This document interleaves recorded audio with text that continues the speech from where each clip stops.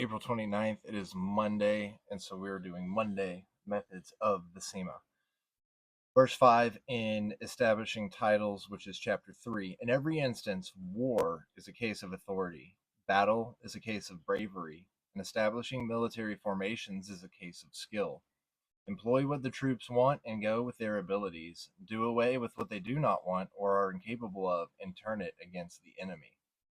And so this is just reminding us to use our strengths to our advantages and our weaknesses as well, and being aware of our weaknesses. So let's go over now to the Daily Stoic. April 29th, washing away the dust of life. Watch the stars in their courses and imagine yourself running alongside them. Think constantly on the changes of the elements into each other, for such thoughts wash away the dust of earthly life. Marcus Aurelius, Meditation 7.47. It is almost impossible to stare up at the stars and not feel something. As cosmologist Neil deGrasse Tyson has explained, the cosmos fills us with complicated emotions. On the one hand, we feel an infinitesimal smallness in comparison to the vast universe. On the other, an extreme connectedness to this larger whole.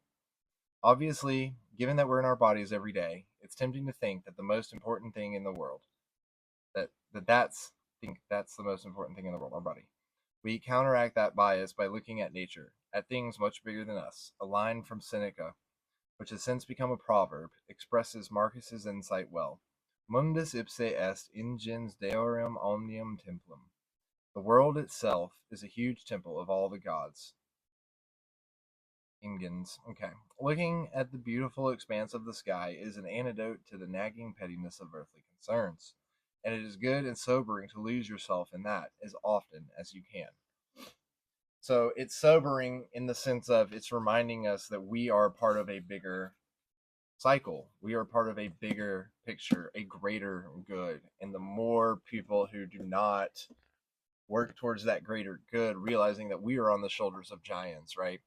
And moving with like the methods of the woozy, like the bravery that we need when it's time for war, and then going with the populace and the army and like what side is what. And so this contrast in warfare is just like the contrast that gives us this complicated emotion that the Stoic touches on of like feeling small but then being connected.